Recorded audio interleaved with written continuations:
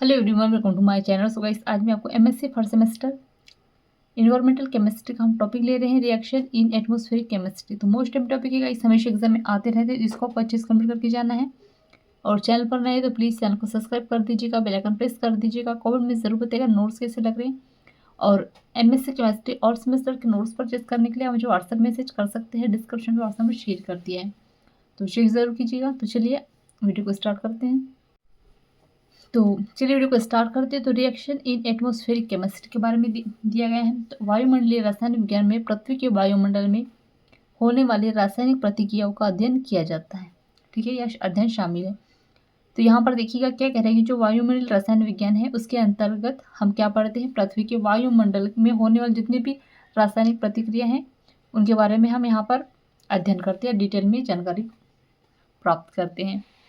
यह प्रतिक्रिया हमारी जलवायु, वायु गुणवत्ता और पर्यावरणीय स्वास्थ्य को आकार देने में महत्वपूर्ण भूमिका निभाती है। अब देखिएगा इस अध्ययन से हम क्या जानते हैं कि जो हमारे जलवायु के बारे में और वायु की गुणवत्ता के बारे में, कि हमें वायु की क्या क्या चीज़ें करनी चाहिए, क्या क्या चीज़ें हैं जो हमारे लिए लाभदायक है या हानिकारक है, जो भी चीज़ें हम इसमें डिटेल में पढ़ते हैं।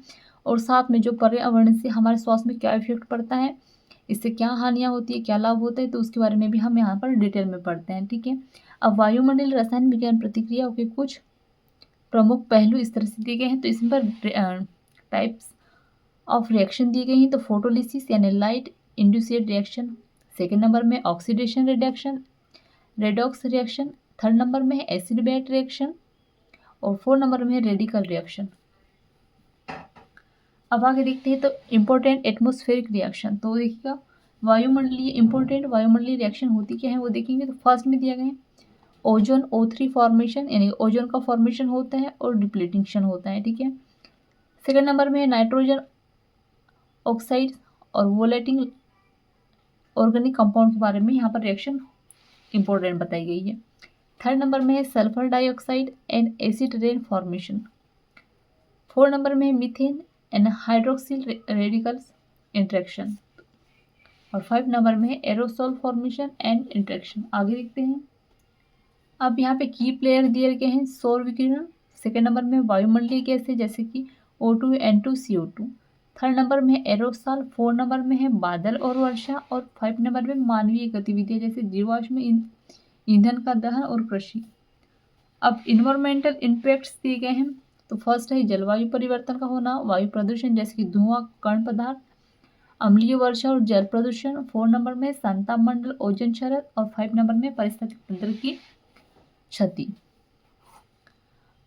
अब आगे देखते हैं तो वायुमंडलीय रसायन विज्ञान की विशिष्ट प्रतिक्रिया क्या है। तो फर्स्ट है ओजोन फॉर्मेशन। ठीक है, अभी हमने यहाँ पर पढ़ा था इम्पोर्टेंट रिएक्शन में, तो ये फर्स्ट दिया गया ओजोन फॉर्मेशन। तो ओजोन समताप मंडल में निम्न माध्यम से बनता है, जैसे कि यूवी विकिरण O2 अणुओं को विभाजित करता है। सेकेंड नंबर में ऑक्सीजन परमाणु O2 के साथ प्रतिक्रिया करते हैं, मतलब कि O+O2, तो क्या बनेगा O3।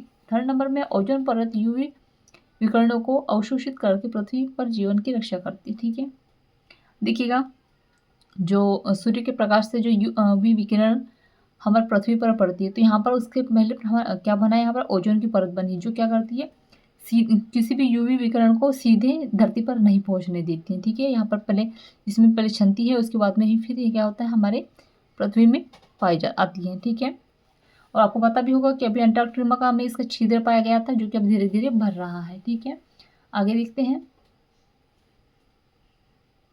आगे क्लोरीन और ब्रोमीन यौगिक जैसे CFCS हैलोजन उत्प्रेरक रूप से O3 को नष्ट करते हैं, जिससे ओजोन छिद्र बनते हैं। सेकेंड नंबर में NOx वॉक्स रिएक्शन, नाइट्रोजन ऑक्साइड और वाष्पीय कार्बनिक यौगिक जैसे VOCs अभिक्रिया करके बनाते हैं। तो फर्स्ट है ground level ozone smoke, nitric acid और पर्टिकुलेट मैटर। ठीक है, इसका मैकेनिज्म किससे होता है कि NOx प्लस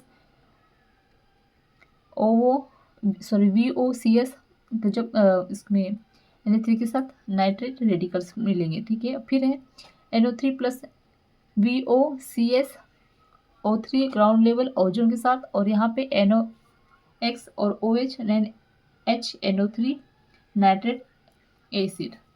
थर्ड नंबर में है एसिड रेन फॉर्मेशन। तो अम्ल वर्षा निम्न कारणों से बनती क्या है, सल्फर डाइऑक्साइड का उत्सर्जन और जीवाश्म ईंधन यौगिकों प्रतिक्रिया है। सेकेंड नंबर में नाइट्रोजन ऑक्साइड NOx उत्सर्जन। थर्ड में है ऑक्सीकरण और सल्फेट और नाइट्रोजन मिलकर, ठीक है। 4 नंबर में है अम्लीय अवक्षेपण, ठीक है, H plus H SO4 2 minus H2SO4 sulphuric acid NH plus NO3 minus और HNO3 नाइट्रिक एसिड से। आगे देखते हैं। 4 नंबर में है methane OH interaction. Methane CH4 hydroxyl radicals OH के साथ प्रतिक्रिया करता है। CH4 plus OH CH3 methyl radical plus H2O। Second number में है CH3 plus O2 CH3O2 methyl peroxy radical.